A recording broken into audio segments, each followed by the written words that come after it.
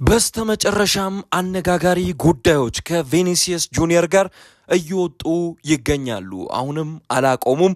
ቪኒሲየስ ጁኒየር ወደ አርሰናል የሚያደርገው ዝውውር እውን ይሆናል ወይ የሚለውን አብረን እኛም እንመለከታለን። ምሽቱን የወጣ አስገራሚ መረጃ ነበረ። ከዛም አልፎ ደግሞ ዴቪድ ኦርንስታይን ዛሬ ያጋራው ታማኝ እንግዲህ መረጃ ምንጭ ነው። እሱም ያጋራው መረጃ ወደ እናንተ የማደርስ ይሆናል። ለቻናሉ አዲስ የሆናችሁ ቤተሰቦች ሰብስክራይብ በማድረግ እንድትጀምሩ ስል በአክብሮት እጠይቃለሁኝ። እስከ መጨረሻው ከኔ ጋር ጥሩ ቆይታ አድርጉ። መረጃዎችን በስፋት እንመለከታለን። ያው ከሰሞኑ እንደሚታወቀው ቪኒሲየስ ጁኒየር አርሰናል የሚለው ስም በተደጋጋሚ ሚዲያው ላይ ስንሰማው የቆየነው ስም ሆኗል። በነገራችን ላይ አሁን ላይ ሰማነው እንጂ መረጃ ላለፉት ጊዜያቶች ይሄ የኮንትራቱ ጉዳይ በሪያል ማድሪድ እና በቪኒሲየስ ጁኒየር መካከል ይፈርማል አይፈርምም የሚለው ጥያቄ በመጣበት ሰዓት ላይ ነበር አርሰናል ቪኒሲየስ ጁኒየርን መከታተል የጀመረው። የረጅም ጊዜ እንግዲህ ፕላኑ እንደነበረ ቪኒሲየስ ጁኒየርም ይሄ ያሳያል ማለት ነው። በቅርብ አርሰናል ራዳር ውስጥ የነበረው ብራድሌ ባርኮላን እንኳን ኦልሞስት ቪኒሲየስ ጁኒየር ላይ ትኩረት እየሰጡ ስለሆነ በሚል ሙሉ ለሙሉ ከቀዳቸው ውጪ ባይሆንም እንኳን አሁንም ቢሆን አሁን ላይ ትኩረታቸውን ቪኒሲየስ ጁኒየር ላይ ማድረጋቸው በባርኮላ ላይ ያላቸው አቋም ቀዝቀዝ እንዲል ሆኗል ማለት ነው። ይህን የሚያክል ዋጋ አርሰናል እየከፈለ ነው። የግራ ክንፍ ላይ ብቻ ተጫዋችን መጨመር አይደለም፣ ለአርሰናል ማርኬቱ ላይ ትልቅ ዋጋ መጨመር ነው። ሶሻል ሚዲያ ኤንጌጅመንቱን ከፍ ማድረግ ነው። የማሊያ ሽያጩን ከፍ ማድረግ ነው። የጨዋታ ቀን ትኬትን ከፍ አድርጎ መሸጥን ያመላክታል። ቪኒሲየስ ጁኒየር ወደ አርሰናል መምጣት የሚለው ስም ቀላል አይደለም። ለዚህ ነው የዴቪድ ኦርንስታይን መረጃ እንደሚያሳየው ከሆነ የአርሰናል ባለቤቶች የሚከፈለው ዋጋ ተከፍሎ ቪኒሲየስ ጁኒየርን ወደ አርሰናል ማምጣት ይፈልጋሉ እየተባለ የሚገኘው የአርሰናል ኦልሞስት ትልቅ የመረጃ ምንጭ ሆኖ ሃንድ ኦፍ አርሰናል ደግሞ ትላንትና ምሽት አርሰናልና የቪኒሲየስ ጁኒየር ካምፕ ከስምምነት ላይ ደርሰዋል በግል ጥቅማ ጥቅም ዙሪያ የሚል መረጃ ወጥቶልን ነበር። በነገራችን ላይ እንግዲህ ማስታወስ ያለብን ነገር ሃንድ ኦፍ አርሰናል ታማኝ የሚባል የአርሰናል የመረጃ እንግዲህ አውታር እንደሆነ ማስታወስ ይጠበቅብናል። ይህንንም ተከትሎ የሚቀጥሉት ቀናት አሁን ላይ በቪኒሲየስ ጁኒየር እጅ ላይ ነው ሁሉም የሚገኘው። አንድ መረጃ እንዲሁም ሲወጣ ነበረ ቪኒሲየስ አሁንም ሙሉ ለሙሉ የሪያል ማድሪድ እቅዱን አልቀየረም። ነገር ግን ሁሉም ነገር በእጁ ላይ ነው የመወሰንና በሪያል ማድሪድ ቤት ኮንትራቱን አራዝሞ የመቆየት ወይንም ደግሞ አሁን ላይ ያለውን እንግዲህ ኮንትራት ጉዳይ ሳይቀበል ቀርቶ ወደ አርሰናል መሄድ የሚለውን እርግጥ ነው ቪኒሲየስ ጁኒየርና ሪያል ማድሪድን አሁን እያጋጫቸው ያለው ጉዳይ ይሄ ነው። 50% እንግዲህ ቪኒሲየስ ያገኛል፣ 50% ደግሞ ሪያል ማድሪድ በኢሜጅ ራይቱ ጉዳይ ማለት ነው። እንዲሁም አሁን ላይ ቪኒሲየስ እየፈለገ ያለው 80% ራሴ ያገኛለው በራሴ ላይ የሚመጡትን ኢሜጅ ራይቶች፣ ከዛ ደግሞ 20%ቱን ሪያል ማድሪድ ያገኝ የሚል አይነት ኢንተረስት አለው። በመካከላቸው ሰፊ የሚባል ወደ 7 ሚሊዮን አካባቢ የሚደርስ አለመስማማቶች አሉ። እናም በመካከላቸው ያለው ግንኙነትም እየሻከረ ነው የሚል መረጃዎች ሲወጡ ነበረ በዛሬው ዕለት። ይሄ መረጃ ይበልጥ የሚጠቅመው ለአርሰናል ነው። አርሰናል በምን ያህል ደረጃ ይህንን ተጫዋች እንደሚፈልገው ማስታወስ አለብን። እንዳልኳችሁ ነው የሚያገኘው የሜዳ ላይ ጥቅም ብቻ አይደለም። ለዚህ ነው የአርሰናል ባለቤቶች 11 ወራት ኮንትራት ብቻ ለቀሩት ተጫዋች የፈለገው ቢመጣ ከፍለን እንወስደዋለን የሚል አይነት አቋምን የያዙት። በነገራችን ላይ እንደ ቪኒሲየስ ጁኒየር አይነት ፕሮፋይል ያለው ተጫዋች ያስፈልጋል በቡድን ውስጥ። በአርሰናል ላለ ቡድን ውስጥ የሻምፒየንስ ሊግ ፋይናሊስት የፕሪሚየር ሊግ አሸናፊ የነበረ ቡድን ነው። ለትሬብል መጫወት የሚችል አይነት አቋም ነበረው አርሰናል። በተደጋጋሚ ይህንን ስናነሳ ነበረ።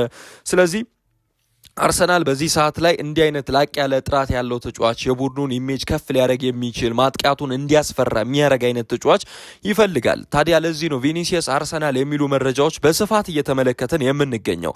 በጣም ይፈልገዋል አርሰናል ቢባል እኔ ምንም ግነት አይሆንብኝም። ኦልሞስት ቪኒሲየስ ጁኒየር እንዲሁም ደግሞ የወኪሎቹ ካምፕን ትላንትና ስቶሪ አድርጎት ነበር ኢንስታግራም ስቶሪ ላይ እና ይበልጥ እንዲህ አይነት ነገሮች ትኩረት ተሰጥቷቸው ልንከታተልባቸው የሚገባ ይመስለኛል። ምክንያቱም ወኪሎቹን ሌላ ጊዜያትም ላይ ሊያረጋቸው ይችላል ኢንስታግራም ስቶሪው ላይ። ነገር ግን በእንዲህ አይነት ሰዓት ላይ ወኪሎቹን የበለጠ ካምፑና እሱ አርሰናልና ካምፑ ተስማማበት በተባለ ሰዓት ላይ የወኪሎቹን እንግዲህ እና የእሱን ፎቶ ተንቀሳቃሽ ምስል ማድረጉ የበለጠ ትኩረትን ያገኘ ጉዳይም ይመስለኛል።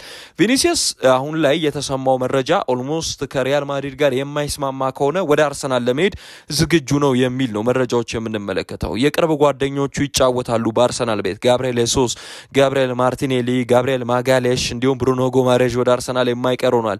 የብራዚሊያን መንደርም ይመስላል አርሰናል በጥቂቱም ቢሆንና የበለጠ አርሰናል አሁን ላይ ይሄንን ዝውውር የማጠናቀቅ ጉዳይ በእጁ ላይ ያለ ይመስላል። ማስታወስ ያለብን ነገር ቪኒሲየስ ጁኒየር የኢሜጅ ራይቱ ጥያቄን አርሰናል ይሰጠዋል የሚለውን ነው። አርሰናል በዚህ ሰዓት ላይ ዋጋ ለመክፈል በታሪክ ከፍሎት የማያውቀውን ደሞዝ ለቪኒ ለመክፈል ዝግጁ እየሆነ ይገኛል። አርሰናሎች ከዚህ ቀደም ጆሽ ክሬንኬ 200 ሚሊዮን ፓውንድም ቢሆን ለክለቡ ዋንጫዎችን የሚያመጣ ከሆነ ለመክፈል ዝግጁ ነን ሲል አስተያየት ሰጥቶ ነበር። ዳይሬክትሊ ወደ ቪኒሲየስ ጁኒየር የሚያገነድል አይነት እንግዲህ መረጃም ይመስላል ይሄ ጆሽ ክሬንኬ የተናገረው ንግግር።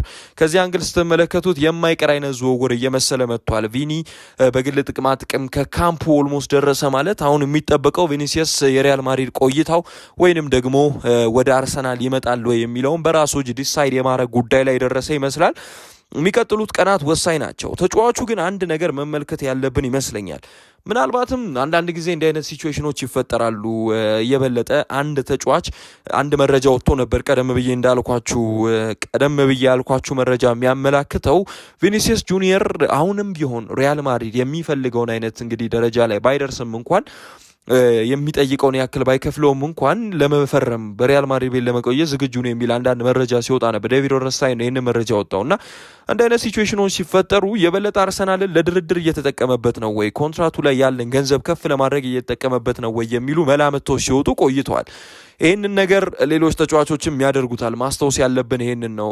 አንድን ቡድን እንግዲህ ኮንትራታችሁን የበለጠ ፈርማችሁ በዛው ቡድን ውስጥ ለመቆየት አሁን ላይ የምትጫወቱበትን ክለብ ለማሳመን ሲባል እናንተን ፈልጎ የመጣን ቡድን የፈለገውን ያክል እንደሚከፍል እያሳያችሁ እናንተ በማድሪድ ቤት አሁን እየተጫወተ ነው የሚገኘው ማድሪድ የሚፈልገውን ያክል ክፍያ እንዲከፍለው የማድረግ ፕላን አለው ወይ የሚልስ ስጋቶች እየወጡ ይገኛሉ። እርግጥ ነው በዚህ ሰዓት ላይ ሪያል ማድሪድ ምንም ያክል ትልቅ ግዙፍ ክለብ እንደሆነ እናውቃለን። ነገር ግን አርሰናልም በእንዲህ አይነት ሌቭል ውስጥ ሊገባ የሚገባው አይነት ቡድን አይደለም።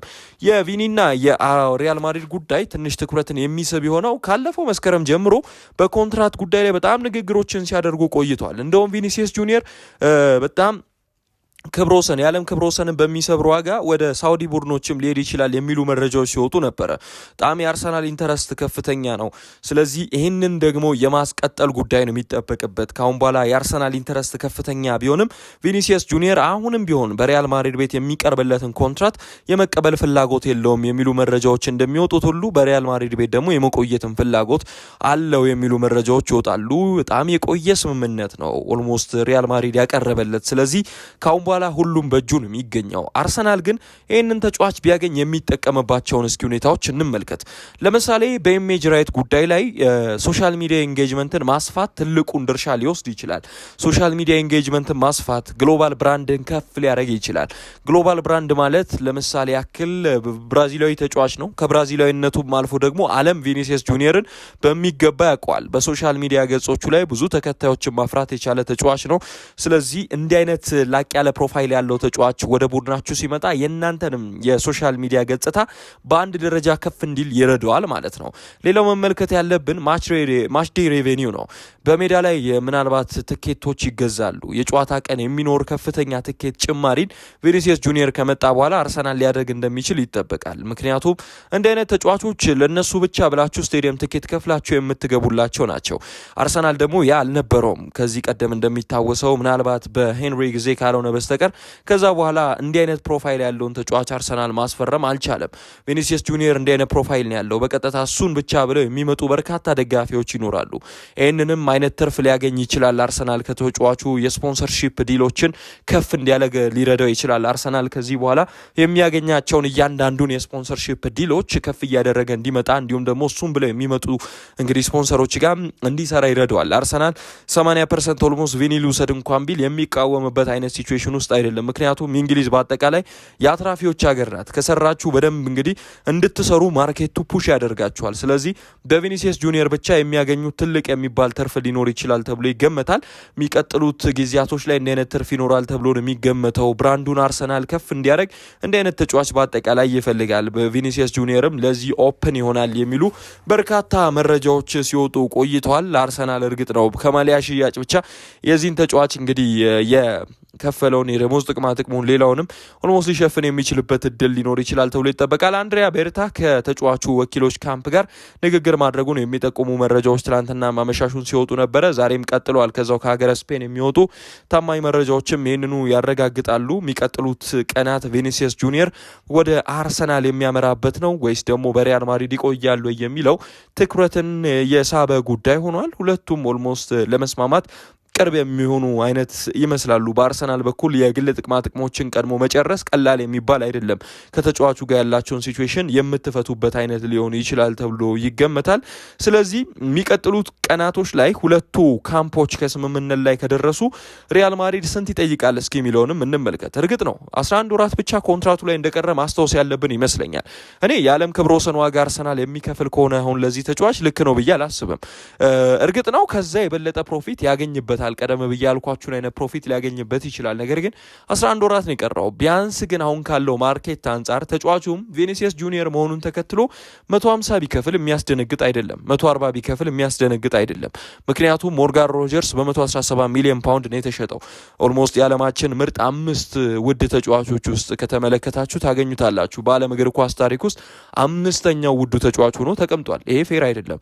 ይህን ስትመለከቱ ቪኒሲየስ ጁኒየር እንደ አይነት ሂሳብ ቢወጣበት ራሱ ትክክል ነው። ምክንያቱም በጣም ቄንጠኛ ለእግር ኳስ ተመልካቹ የሚያዝናና አይነት ተጫዋች ነው። በዛ ላይ 2 ጊዜ ሻምፒየንስ ሊግ ዋንጫ ያሸነፈ ተጫዋች ነው። በብዙ ነገር ራሱን ያረጋገጠ አይነት ተጫዋች፣ የተረጋገጠ በክለብ ውስጥ መጥቶ ግልጽ የሆነ ኢፌክት ሊያሳይ የሚችል አይነት ተጫዋች መሆኑን ተከትሎ እንደ አይነት ሂሳብ ቢወጣ ምን የሚያስደነግጥ ነው ብዬ በግሌ አላስብም። እኔ የእናንተን ሀሳብ እስኪ ኮመንት ሴክሽን ላይ ያጋሩኝ። አርሰናል ግን ቢያንስ ከ120-130 ሚሊዮን አካባቢ ሊከፍል ይችላል ለተጫዋቹ። ሪያል ማድሪድም ቢሆን አሁን ላይ ካልተስማማ በሚቀጥለው ክረምት የሚሸጠው በነፃ ነው። ይህንን ደግሞ ማድረግ ስለማይፈልግ ስምምነቶች በቅርብ ይኖራሉ ተብሎ የሚጠበቀው ለዚህ ነውና በርካታ መረጃዎችም ሪያል ማድሪድ በቃ ተጫዋቹ ኮንትራቱን መፈረም ማይፈልግ ከሆነ በቀጥታ የኛው ክረምት ላይ ሊሸጠው ይፈልጋል ነው የሚለው። የያን ዲያሞንዴ መምጣት ምናልባትም ደግሞ የግራ ክንፍ መስመር ተጫዋች ሆኖ የሚጫወቱ ተጫዋቾች በሪያል ማድሪድ ቤት ቪኒሲየስ አሁን አለ። ኦልሞስት ኪሊያን ኤምባፔም የበለጠ ከግራ እየተነሳ መጫወት ኮንፈርት የሚሰጠው ተጫዋች ነው። የባላንስ ጥያቄ ሲነሳ ከርሟል። እንዲህ አይነት ጥያቄዎችን ሊዘጋበትም ይችላል። አሁን ላይ ያለው ጉዳይ ይሄ የኮንትራቱ ማራዘሚያ የገንዘብ ጥቅሙ ብቻ ላይሆን ይችላል። ሲስተማቲክሊም ካያችሁት ከሁለቱ አንዱን የመምረጥ ጉዳይ እንዳለበት ሪያል ማድሪድ ላለፉት ወራት ሲነሳ የነበረ ጉዳይ ነው እና አሁንም ማድሪዶች የገንዘብ ጉዳይ ብቻ ሳይሆን ምናልባትም እንዲህ አይነት ጥያቄዎችም ሊኖራቸው ይችላል ተብሎ ይገመታል። ብዙ ነገሮች ከቪኒ ጋር ሲያያዙ ከርመዋል። የእናንተ ሀሳብ ምንድን ነው? ሀሳባችሁን ጻፉልኝ፣ ይቀበላለሁኝ። ሌላም ጊዜ መረጃዎችን አደርሳችኋለሁ። በነገው ዕለት ደግሞ ስለ ብሩኖ ጎማሬዝ ሰፊ ነገር ሊወጣ ይችላል ተብሎ ይጠበቃል። ኦልሞስት ብሩኖ ጎማሬዝ ወደ አርሰናል የሚያደርገው ዝውውር እጅግ በጣም እንደተቃረበ ነው መረጃዎች የሚያሳዩት።